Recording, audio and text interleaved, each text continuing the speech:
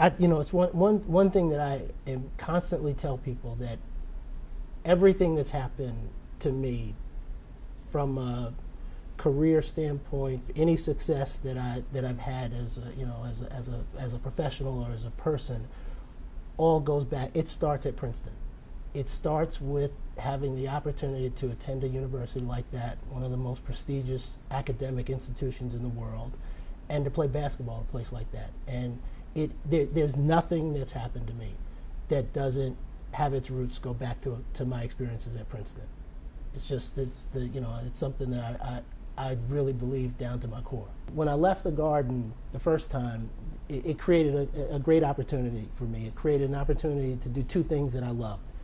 Figure out with Magic if there were some opportunities that we could work on together, but also gave me an opportunity to teach a course at Princeton with a professor, Hal Fiverson. So I had a chance to go back to the university, interact with some kids, and be around the basketball program and the athletic programs a little bit more than I had been in the past. So that was fantastic. But then Magic and I got together, and what we did was we worked on creating a company which was Athletes and Entertainers Wealth Management. Was really designed to help athletes understand how to manage their money, how to manage the expense side of their life, how to leverage the relationships that they're able to make while they're playing professional basketball and football. We have mostly NBA and NFL clients, and I watched as I was a 24-year-old guy making $20,000 a year at the NBA. My friends that I grew up playing with, they were making millions of dollars. And when you fast forward to us being, when I started this company, I was probably 51. That you fast forward and I look and I say 80 or 90% of those guys are really struggling.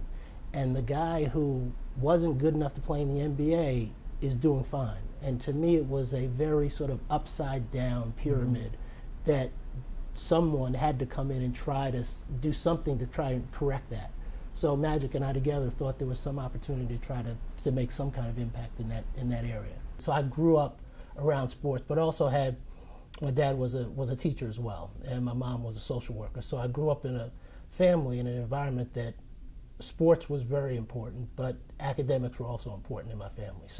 But I grew up as a kid who all I wanted to do was play in the NBA. I played, all sports growing up, from baseball to my father started a lacrosse program at the high school he taught at. So I played lacrosse as a kid, I played football, and I played basketball, of course.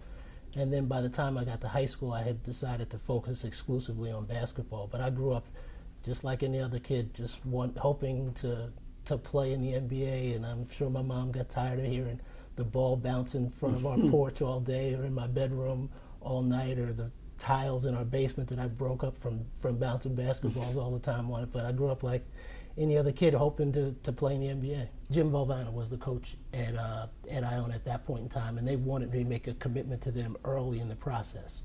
And I knew there were Ivy League schools out there, and I wasn't really sure what I wanted to do, so I passed on Iona.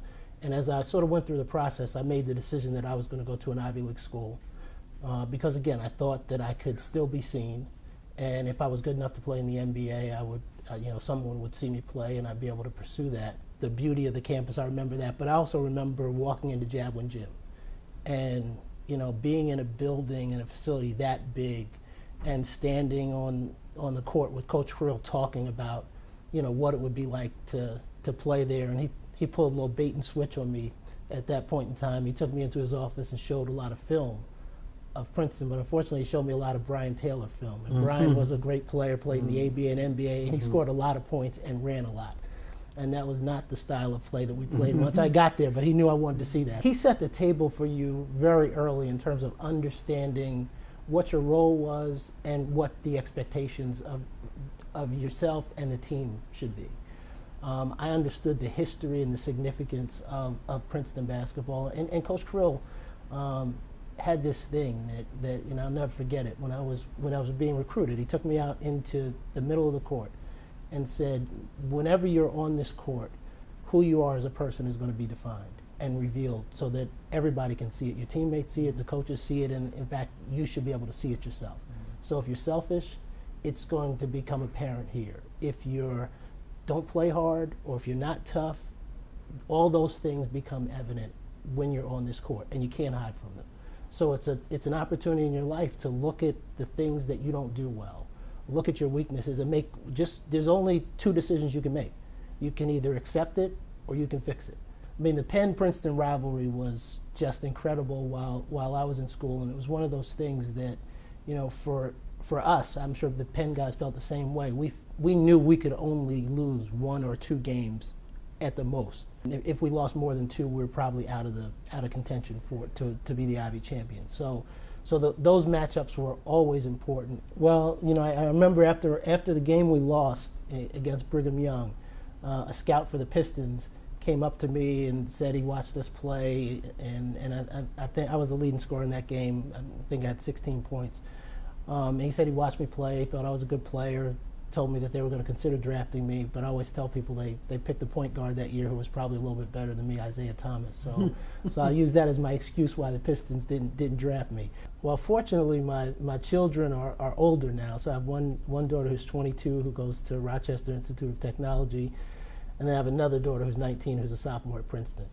And fortunately for us, for almost all their lives, I've been in the sports business. So they sort of understand and have always understood sort of some of the rigors of what I've gone through. We just tried to explain to them the privilege that I have and we have in the opportunities we have in the sports business, and help to get them to understand what I do for a living and the troubles and the challenges that go along with that. But so they've accepted. I mean, when they were really young, we went through times where they just thought that their dad was supposed to travel the entire summer and wasn't supposed to be home. And so they got accustomed to that, and we found different ways to have fun with it and enjoy the times when I did get a chance to come back home. But they enjoy the things that go along with my career, and they're all big sports fans, so that helps. My wife is a big sports fan as well.